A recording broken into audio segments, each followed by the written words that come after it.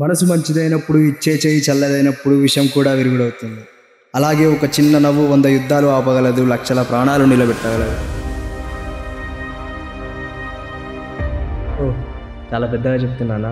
వద్దులే, మామూలుగా మనకు అర్థమయ్యే భాషలో నా లైఫ్లో జరిగిన ఒక చిన్న సంఘటన మీకు చెప్పాలనుకుంటున్నాను.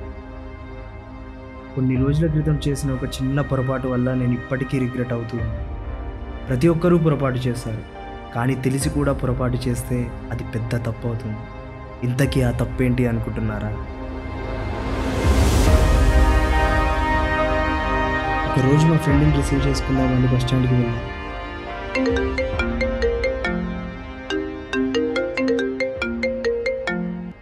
హలో చూప్రా, వస్తున్నా, 5 minutes వస్తున్నా, పెట్టే.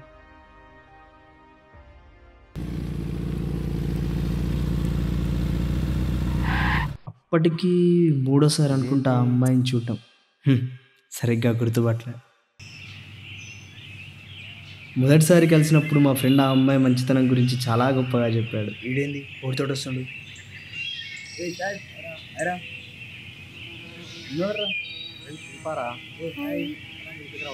చాలా ఇన్నోసెంట్ కూడా, అసలు అందరితో కలిసిపోతుంటది.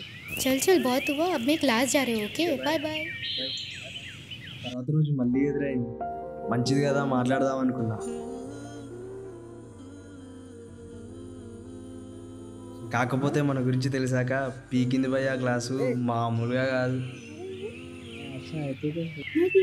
कहाँ जा रहे हैं? स्कूल पे जा रहा हूँ. तू किधर जा रहा है? क्लास पे जा रहे हैं. क्यों क्लास नहीं आ रहे हैं? हाँ क्लास जाता. क्लास पे क्यों नहीं जा रहे हैं आप?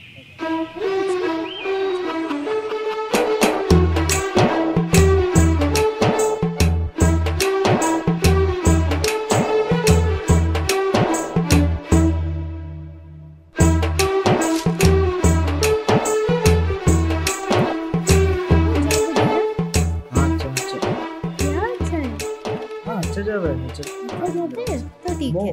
నా వల్ల కాదు, మళ్ళా దీంతో మాట్లాడడం కన్నా చెప్పుకోవడం బెటర్ అని చెప్పిన.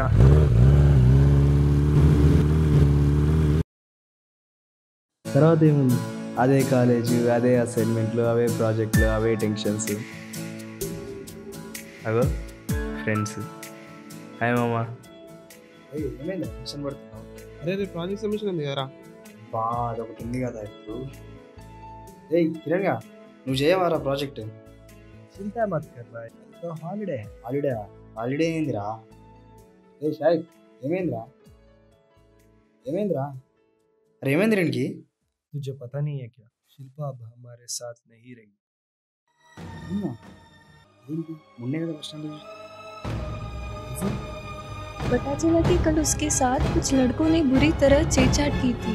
उस बुरी हालत में जब वो बस स्टैंड आई तो कोई भी उसकी परवाह नहीं किया. उस समय अगर एक भी जान पहचान का होता तो वो हमारे साथ होती. वो अपमान सह नहीं सकी और सुसाइड कर ली.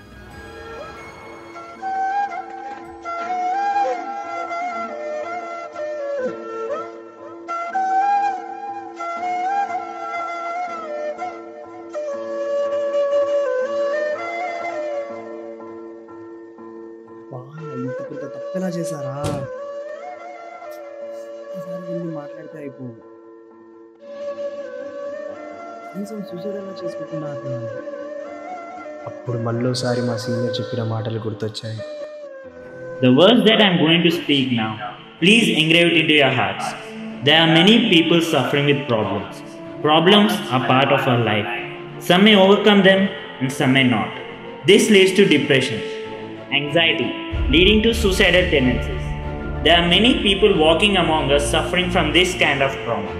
Now I want you guys to promise me just one thing, that you will greet everyone with a smile.